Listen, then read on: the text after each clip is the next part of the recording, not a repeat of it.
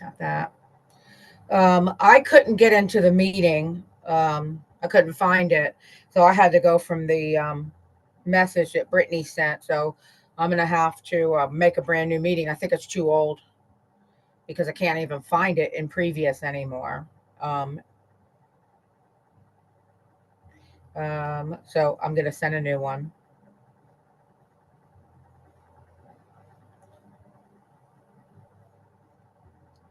Okay, let me get the agenda.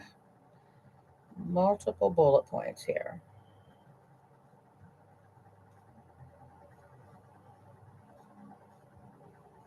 Okay.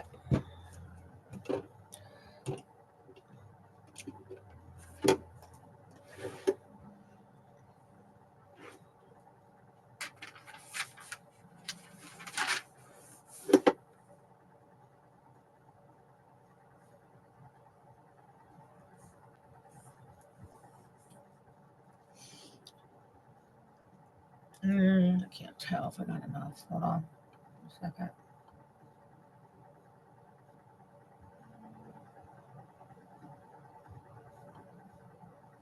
Okay.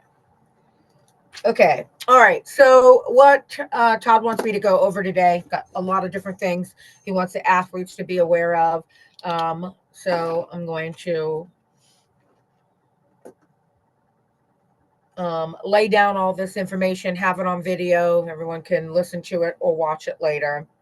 Okay. So, number one, we're in the middle of still looking for the right added athletes for the team for the indoor season 2025. So a lot of people are referring people, which is great. So far, we turned down about 5 people, just are not really cut out for USA track and field. But so far, about 7. So out of a dozen, 7 of them have promise in areas that we need. So keep recruiting anyone you think could help our team. Number one in all ages, especially for relays. We need someone to cover the 800 meter up to the 1500 meter, more shot put, more jab, and more jumpers. So he said, make sure they make a mental note of that. Usually, if they were a track athlete before, that's great, especially if it was back in grade school or high school, that's still fine. But I mean, there was no such thing as javelin back, when I did track, so that was all new. So a lot of things can be new, but they definitely have to have been an athlete before. You can't make somebody not become and try to get them to be a new athlete, especially as a master's level. It's just really, really difficult if they haven't had years of training and running and marathons and all kinds of other stuff. So that's one thing I would put out there.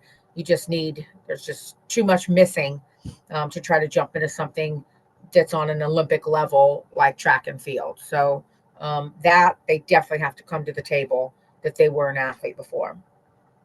um, then he said the last meet of this year of 2024 is the throws only championship. It's at Spires on September 15th, which is a Sunday. Spires 9:15 Sunday. I think it goes from 10 a.m. to 5 p.m. The deadline September 10th for you to sign up. Um, wait to um, we will see the best events for you to focus on.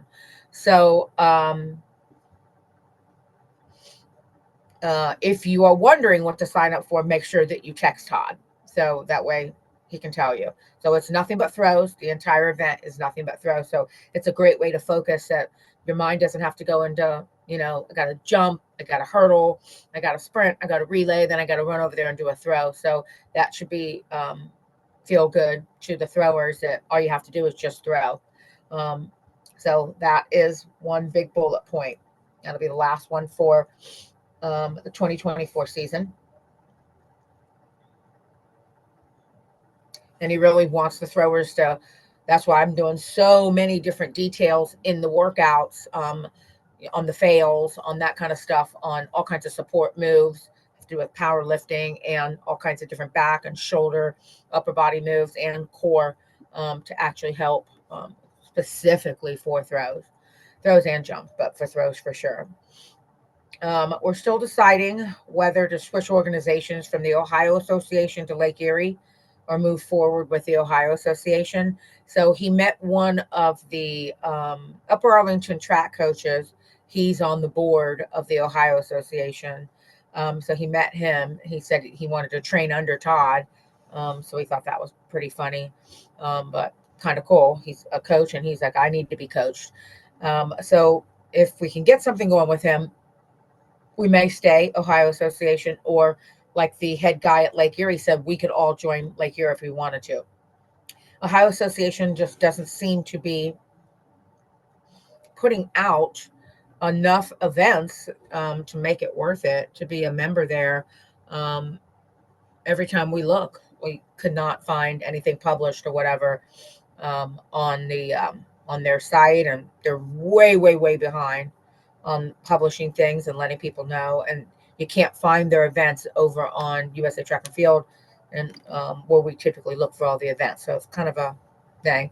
Ohio looks smaller meets, but more local ones, like some in Whitehall and closer universities. But again, no notification that they're coming up, where USA Track and Field is so great on notifying us, hey, this is coming up. Hey, make sure you register. You really need, as a busy professional, you need constant feedback over email or whatever. And Ohio Association's just totally dropping the ball there. So there's an issue there. So that might change for 2025. Either way, our new strategy needs to be, he wants to compete in both associations, regardless of the fact that one we're not in doesn't give us medals for non-association athletes competing there, but you do still get awarded your placing in the record books and for ranking, just like exhibition athletes. So, we're starting to rack up a lot of medals. So if you just say, I really want the ranking and I want to work on it, if it doesn't bug you, then that's kind of what the Spires would be if we're not a member yet over there. We need to use those meets for more real competition practice for the big meets. So the throws meet is a non-medals meet for us, for those who actually want to do it on September 15th. All right, let's see what he says here. Look good, feel good, you perform good, you perform good, you win good, we attract sponsors. Good. Then the team gets stipends for travel and competing. Use the next few months to really drop body fat for enhanced performance. Look good to sponsors. So that's going to be a big theme he's going to be talking about August, September, October, is about looking better and better. And so when we start going into the indoor season, oh, wow, look at Amp Up. Now, a lot of you may know that the uniforms that we wear, those are just practice uniforms. So actual USA Track and Field endorsed uniforms with, sponsored logos and stuff like that, we haven't put that together yet. So Rachel's going to help us out and start to compile, sweet looking stuff, the whole entire kit, what the whole thing will look like. And then we'll start working on, obviously, Todd's marketing will go all over, the branding of it and so forth. But when we actually start to show up and we've got the whole team get up, the sweatsuits, the winter gear, the summer gear, the tank tops, the sport bras, the booty shorts, all that, that's going to be the whole package.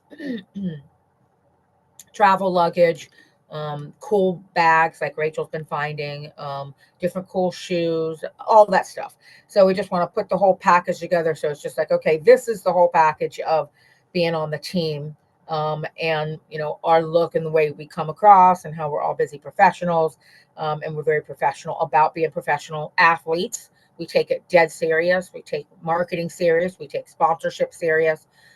So we want to come across very organized in that manner, because the more organized we are, better we look, the more serious we are about winning, the more we're going from top 10 and we just keep on climbing. That's going to open up the world to us, of the Nikes and the Adidas and Puma, and all kinds of other brands, to actually start endorsing us and sponsoring us. So we definitely that's our goal, moving in that direction. And then obviously, when people there see you eating the ant bars, drinking the ARD. You're saying in posts that you drink protein shakes to lose weight, all that. It's just all part of the whole professionalism. They'll see, oh, wow, the entire team is really serious about being really good in marketing and very professional and being professional athletes and that kind of stuff. So that's kind of the whole thing that we're doing when we take the time to have meetings. We're teaching you things. We're just taking things to the next level on being very, very professional. All right, number 5, there's a difference between a participation sport and a competitive sport. You're in a true competitive sport because you can leave with no award versus that everyone gets a finisher medal in marathons and different kind of 5Ks and stuff like that. So you have to be able to be conscious about this is a true professional athlete level that you're in when you compete at this level. And he wants to hear more people speaking that way, whether it's in your texts, in your messages, in your posts, whatever. You have a different level of pressure on you that just a participation person, they don't have any pressure. They don't have to be competitive. And you need to treat yourself like I'm an actual professional competitive athlete. It's real. He said he overheard someone at the track who was watching Rachel. She had a USA track and field shirt on, USATF, and he thought she was in the military. And so Todd said, it's big to say I'm part of the USA track and field professional team. We're part of the Ohio Association. So USA track and field professional track team.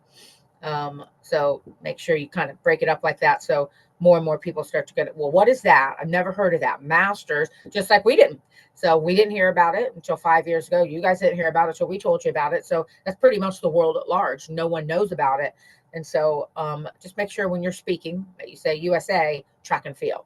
And then further in your conversation, if you say USATF, that's okay. But break it apart because it's very easy for them to misinterpret it and think it's Air Force or something like that. Okay, now since we're a top 10 USA track and field team now, we're doing a complete overhaul on our uniform game, taking it to the next level. We're prepared to be wearing options.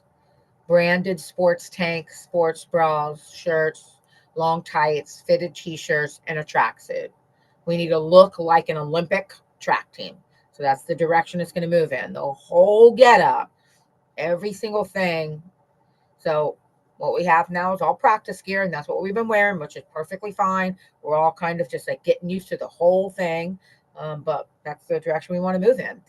And you'll see how serious he's taking this. So keep in mind that all your wins and medals and performances are racking up to make you eligible for both the USATF Masters Hall of Fame, which is a huge deal, and Athlete of the Year any year.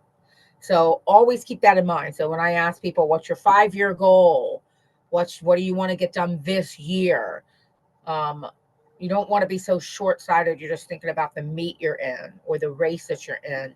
It's okay to be in the moment, but your big picture has to control your emotional state. What are you doing with this? So is the big picture, is your brain taking you to Athlete of the Year? Is your brain taking you to get into the Hall of Fame? Here's the next goal he wants. Also, we have 4 years to get one or more of you to qualify to compete in the Olympic trials in 2028 in Los Angeles. So he wants Team Amp Up at the LA Olympic trials in 2028. Doesn't mean you'll be on the team, but can go compete in the trials, which is a huge deal. And you've seen that one lady that went to the Olympics, and I think she was late 60s or early 70s. So there's several of those world masters athletes that did the Olympic trials, actually made it. So this is not an age thing at all. So if you've just got it, you've got like great genetics, everything is just clicking for you, and you just keep climbing up the ranks in your event or whatever. It's all that matters. So get that on your mind. That's a 4-year. So that's in the next 5 years. Well, the next 4 years is the Olympic trial. So that's a 5-year goal, somewhere in that zone there. So when you put something big like that out in the horizon, I said I want the world record in the 60 meter. So I'm giving myself that whole decade. Somewhere in my 50s, I want to hit that world record. So it's just so much work. And so, but my brain is having to accept how much work it is, having to accept it's a 10-year goal, having to accept that whole entire process. And then it feels good. It just helps keep you really, really focused. If you just make all your goals just too short, too short, too short, then your frontal cortex, which is the executive brain, which is a strategizing brain, it's too much short term. So you want to make sure that all the little short term goals are leading you to the big bang. So the Olympics in 2028, um, Athlete of the Year award, multiple records, national records, world records, that kind of stuff. And not just that really starts to form your identity better, makes you start to buy into it more because it's not so much short term, short term. Too much short term is just like to-do lists that you have to do every day. You write down your fucking to-do list. But the big picture, what is your identity? That's what the long-term goals are for. And that long term is also what will control the emotional state when you compete. Calm you down, get you focused, make sure you do your mobility training, your prehab, all that kind of stuff where you don't have to be reminded all the time. You're actually taking care of yourself in such a full way, no matter what your sport is. Um, and then you just get better and better, and you can retain all the lessons, and more fear goes away, just fear of newness. So just the fear of pole vaulting, of hurdling. I had to go through all those fears. But because I have an athlete identity and I knew Todd was going to coach us in super, super little baby steps, it was great. And then I said, I just can't get this inch and a half. I can't get over the 27 and a half inch hurdles versus the 31. And then I got over the 30 the first day we got to California. So I just kept working on it mentally because I just couldn't jump them. I was doing all kinds of other little things. But my big picture is I need to do the hurdles and I need to do the pole vault because that's going to make me super, super fast to go for the world record. So I'm using those for my 60-meter world record. Um, so as you all could see when you saw Cindy McLaughlin at the Olympics, the 400-meter hurdles. So she's running a 400 with barriers in the way. So sure enough, when they put her in that relay, it's fucking unbelievable. She was a monster. There's no barriers. She's already so dominant with hurdles, so that it made her speed of just the regular 400 just fly. So that's what Todd said has to happen. Because I said my goal is the world record in the 60. So he said, well, hurdles have to happen. They're going to make you so much faster than just the regular old 60 meter. Todd is going to give us all the minimum qualifications for each event. So you will know what the minimums are. You know what your 4 years needs to look like, what needs to be happening to go to the Olympic trials in 2028 in LA. And again, powerlifting. When we originally started powerlifting, it was always going to be a seed. It's what every single athlete does, especially track athletes, doing all forms of lifting, all kinds of different training styles. Powerlifting, the sport of powerlifting, actually doing meets in powerlifting just keeps your frame of mind being so dominant, so strong. You can only jump as high as how strong you are. You can only sprint as fast as how strong you are. You can only throw as far as how strong you are. So that's what powerlifting is, a backbone of any track event that you do. And so that's why we started with powerlifting because we got to baby step them, and then this will be the seed. We'll plant that seed with powerlifting, and then we made a really good base with everyone, and then you guys moved over and started doing track. So always remember where you come from. You come from that base of strength. So number 9, the next few months is about getting strong as fuck in the lifts that are key to your events. So write down what your max reps or weights are now and track it. So yesterday, so Monday of this week, which was yesterday, was the beginning of testing for power sports. So I had everyone test their bench, what you could pause. So I took everybody to the place of where they could pause for 1 rep, and then all three commands. So bench, press, and rack. So you have to, if you haven't done that yet, you have to do it at home, put it in your phone and send me a text of it. I need to see where you're beginning, where you can actually pause. On Friday, I'll be testing the deadlifts and the squats for the squatters. Next week, I'll probably test curls and cleans.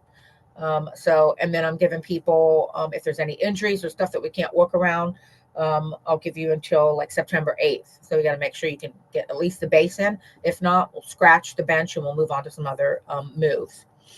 All right. So he said the most important things: throwers, bench press, push ups, lunges, leg press, calf raises, seated rows, pullovers, squats, rear delts, so leaning over rear delts, abs and low back, sprint and jumpers, trap deadlift. So the trap bar is that bar you stand inside of, you hold on the outside of it.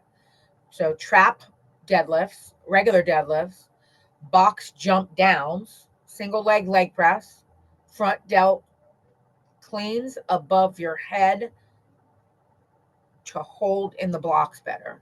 So you're going to do cleans and then do the press part. And the purpose of that is to hold in the blocks better.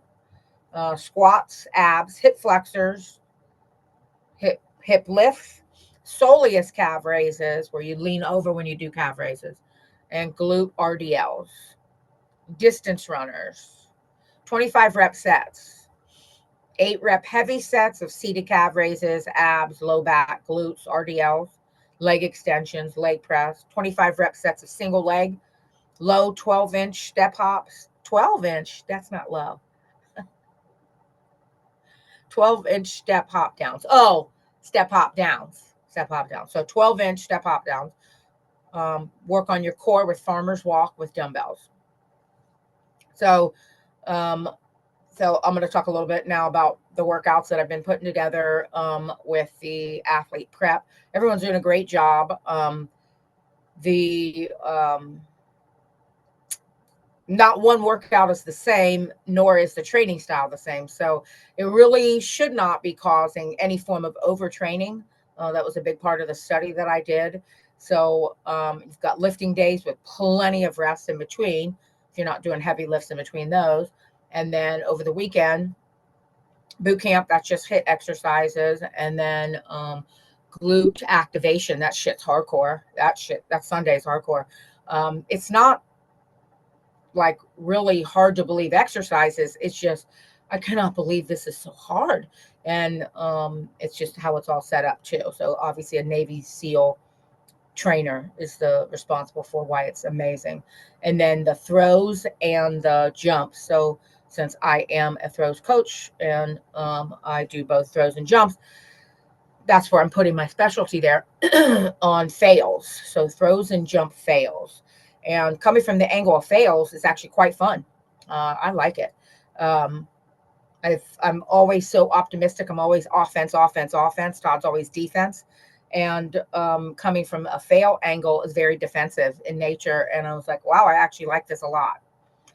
So fails coaching, in order to catch fails, I'm noticing how much more conscious the actual throwers and jumpers are becoming from looking at that stuff instead of being blindsided or not knowing why you're failing. That really pisses me off. So that's actually quite fun. So testing out these 8 weeks, see how good it goes. So far, I like what everyone's doing. We're working on a lot of hand-eye coordination this week and single limb training. So to get balance, you got to have balance. And I keep saying, learning how to control your body weight. So when you do the balance moves in yoga and all that, it all adds up, because those balance moves in yoga are going to show up when you have to do 1, 2, 3 spins in a discus or a shot put or a weighted throw. So it all shows up. All this stuff is showing up, and your powerlifting showing up completely in every single event. So that's why this is just all critical, how it all works together. So we just want you to be really mindful of how it all works together. We want you to be mindful of the identity of being a professional athlete, taking it dead serious. Um, um, be mindful as we're growing. We're going to constantly be looking for just different opportunities for sponsors to sponsor us and help us out and so forth. So, ultimate goal is to have a motor coach completely wrap with Amp Up and be able to arrive in one of those. That's the ultimate goal for me. That has always been a big dream of mine. So would love that and get that kind of promo out there the whole time that we're traveling around competing would be fabulous. So that's kind of in the head. All right. So then he said, number 10, you have to get your body fat down and strength way up. And you want to aim for October for these training to get intense. For first of all, you got the October powerlifting meet first weekend. And then he wants to really start to get intense in track mid-October through mid-January. Then the regionals and nationals and worlds. And it's all going to be bang, bang, bang. So don't put too much time on the clock. That's fantasy, wishful thinking. There's another word, not wishful thinking. It's magical thinking. So when you put too much time on the clock that's actually not there, when you say, okay, I'm still eating shit, but I'll do good next week, you're putting so much time on the clock, you're making next week into some magical week. The human body, it has a tempo and a speed of at which it loses weight, at which it drops body fat, at which it can hold on to motivation. The brain doesn't just hold on to motivation infinitely. It doesn't fucking work that way. Same thing with, I was paying attention after I took down, since December going into keto, and I lost, 31 pounds pretty quickly. And then probably another 5 or 6 when I went to the nationals. So 36, 37 pounds, and I'm short. It looked like it was coming down a little quick at first, but it wasn't. When I did the math on the calculator, you know how they always say, oh, the most fat you can lose in a week is 1 pound. Well, even if you lose 10, 3, 7, nothing, nothing, nothing, 2.5, nothing, nothing, nothing, 6, nothing, nothing, 4.5, nothing, nothing, 2, over months and months and months. That's really what they're saying. Because if I have to add it all up and divide it by the amount of days, it does break down like that. It doesn't look that way on the scale, but you can get into magical thinking that you could drop chunks of weight nonstop. It doesn't work that way. There's chunks, there's water in every cell of the body, so we're always losing water. And then the glycogen that's in our muscles lasts 15 minutes, and then we have about 90 minutes worth of glycogen in the liver. And after both of those are burned up, then the body starts to use fat for fuel. So in a fasting state, you would hit that. When you are eating keto or carnivore, you would hit that pretty quickly. You're going to drive your body into using your fat for fuel. If you feed it carbohydrates, the glycogen stays in the muscles, the glycogen stays in the liver, and there's no reason whatsoever to go eat the fat out of your fat cells, because the body says, I don't have to go into the fat cell until my glycogen is depleted. So when I'm teaching these things, some of you get it pretty quickly. Some of you take half of it in, want to be magical. You want to stay in magical thinking for the rest. Some of you will act like, each one of these years, you just have another decade. And, it flies by. 10 years flies by. And I was sick and tired of another year is going by and I'm still not in the sizes and the experiences that I want. And it was my own addiction talking the whole time to carbs. And I'm allergic to so much food. You wouldn't think that I could hold on to 35 pounds with plantains and vegan cheese. And I only eat grass-fed meat, and I only eat at North Star because I can't trust any other meat anywhere else. It still doesn't matter. I wasn't exercising and burning enough, and my glucose, lower body fat, lower muscle mass over time, and slower metabolism, just totally makes even those foods that are healthy just set as fat, or stop you from just maintain your weight, stop you from losing excess body fat. So You know, you may think that you're holding your weight, but you're not. It's like the body is never staying the same. It's either gaining muscle or losing muscle, gaining fat or losing fat. But it's no, there's no homeostasis. It doesn't stay the same. Oh yeah, I've been the same weight for this long. I bet no, your whole shape is completely deformed or changed. You know, your stomach and your midsection will be deformed, and your arms and legs may look normal. So no, it's not. Absolutely not. So the work that it takes to actually pursue fat loss. So that's the thing that I want you to see. So the way I change my training around for the athletes is for the pursuit of the highest muscle gains, the greatest amount of coordination, um, way more conscious frontal cortex strategic effort in your training, well rounded with great yoga, stretching, mobility, all that kind of stuff. And then at the same time, extreme amounts of defense with what are causing the fails. So that right there is a very heavy pursuit of high athletic performance. Well, the diet requires a very high attention pursuit to, it's not weight loss, it's fat loss. And fat loss, you can't do it with laziness. So um, people that just want to, eat good, be on a diet, and say that they're watching their calories, that's just lazy. You are not going to lose your body fat. So you are not going to lose your body fat. You're going to constantly just go like this on the scale, back and forth, or just stay the same, and it's never actually really progressing like mine. It was just, I was too lazy. I wasn't in a pursuit to drive that body fat down. So fat loss is very mathematical. You have to think like an engineer. You have to engineer the day. I have to engineer my food. When I look at the plate, I have to engineer it. Is this going to help me? Is this intermittent fast time going to deplete my glycogen from my muscles and then deplete it from my liver? And then if I eat just this protein, not too much, but I eat more fat, am I going to make sure that my body doesn't have any glycogen? I have to engineer that it's not going to have a bunch of glycogen, so it has to go after my stored body fat, has to go after my gut fat, my visceral fat. It's not really emotional. If you're being emotional about it, that's the addiction. So that's when I was emotional about it all the time. It was all addiction talk. Um, it's more like an engineer. It's not emotional at all. It's very methodical and very on purpose, and it's very chemical. So as I say, the word glycogen, that kind of stuff in your liver, in your muscles. Also glucose. The glucose wasn't what carbs I was eating, wasn't feeding my brain. So it's causing brain fog. It was causing me to be too emotional. It also was feeding the addiction, which is making it worse, making the low self-esteem, shame, um, making you not believe in yourself, making you feel like it's going to be impossible to get it done. All that talk, that chatter, that's from excess glucose. The brain's not thinking well because the glucose isn't going into the brain cells. It's just floating in the blood, raising the glucose.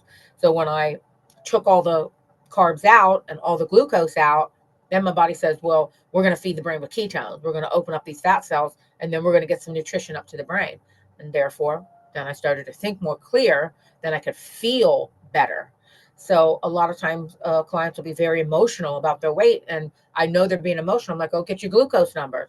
You're being emotional because your brain's not being fed right. And so the glucose is just floating around in your bloodstream, raising your glucose levels because it's not getting up to the brain where you can think clear and rational and calm. And when you starve the body of carbs and sugar and glucose, the fat cells open up, make ketones, and then they feed the brain. Then they calm the brain down. Then the cortisol levels go down. Then the logic starts to go up. Then the emotions start to calm down. Then you start to go A plus B equals C. You start to be much more methodical. And it's way less emotional. And you don't have to have a big fucking pep rally for yourself. Oh, you can do it. Yay, yay. You don't need to do that bullshit. That's necessary when you feel like shit, and you feel like shit because the glucose isn't getting to the brain. So that's big. That's the biggest thing that I'd say. I'll be at 8 months on keto on the 25th of August. So I'm not even 1 year yet. So but it's a constant pursuit. It's not a start, stop, start, stop, start, stop, start, stop. No way, no way. It is a constant pursuit. This one thing I read, it said the majority of people in all things that they want in their life, they do 0% change every year. Year one, year two, year five, year 10, 20, 30 years of your life, and nothing changes. They actually do the equivalent of zero. So they actually do zero. It's a 0% change that happens over the year. And when you do 1% change, and then they did the mathematical equation of that over a whole year, the impact is huge. And it's just a 1% change. So the only 1% change I said I was going to do was I'm getting this glucose down. I am not going to not have my brain being fed and have this excess glucose that turns into type 2 diabetes. I'm not fucking having this. Or heart disease. In my case, I got heart disease and dementia all over the family. So I was like, well, this one thing I'm stopping. This is, so they say when it's hard to start something, what you can do is you can stop. So when you're going through hell, the first thing you have to do is stop. Just stop everything. And then you can at least stop going through hell. So I had to stop the glucose. I had to cut off the glucose, the excess glucose. So that is a really key thing to think. Like, okay, when nothing looks like it's going your way, going right, you're not dropping body fat, you're not getting to whatever, stop something first. So stop the excess glucose going in, stop not intermittent fasting, which will munch up your glycogen out of your muscles and out of your liver very quickly, the very first part of the day, and then force your body to use fat for fuel. And then it'll start to feel good to use fat for fuel and yucky and icky if a carb comes in and you can feel a bloat and it just doesn't feel good. It doesn't feel good in my body because my body isn't an efficient carb burner. Never was. Been fat since I was 11. So I never was. Never was. Never was. So some people are really good carb burners. I'm not them. So if you are, I'm not talking to you. So people that have balanced glucose, they have good insulin numbers, all that stuff, they can say no after a little bit of carbs. Their body's built that way. That's not mine. So that's where I'm saying to make a 1% change in your life, just one. The other 99%, you don't even have to change. Just make 1%, and usually it's something internal and something chemical that needs to be fixed. It's not. I need to go to a shrink. Your emotions are first controlled by your diet.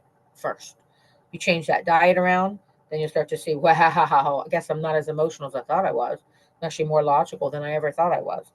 Um, and you just weren't getting, your brain wasn't getting fed enough in order to feel the logic and feel calm and reduce your cortisol levels, sleep better, and then not worry about the scale because you're like, well, I'm eating no carbs, so there's no fucking way that scale's going to be up, and it never is. And not worry about your clothes. They were fitting 2 weeks ago, now they don't fit again. Not worried about that. All those stupid time wasting scenarios that happen, all from glycogen and carbs, glucose, fucking us over. It's always processed junk.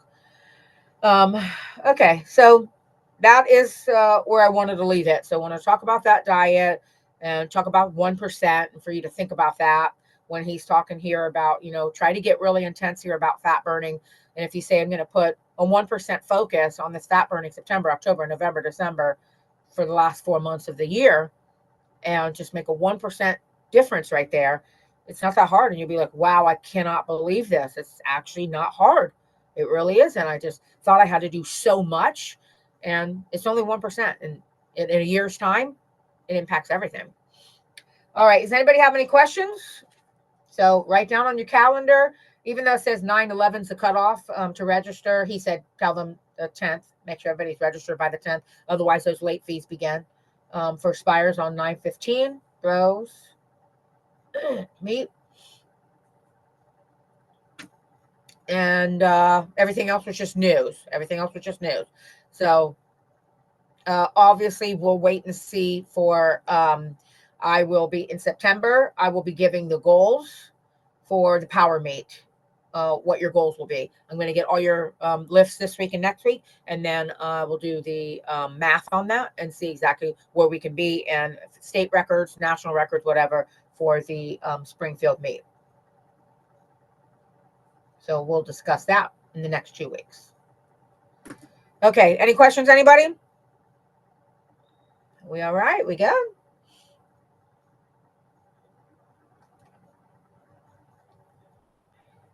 Yep, no questions.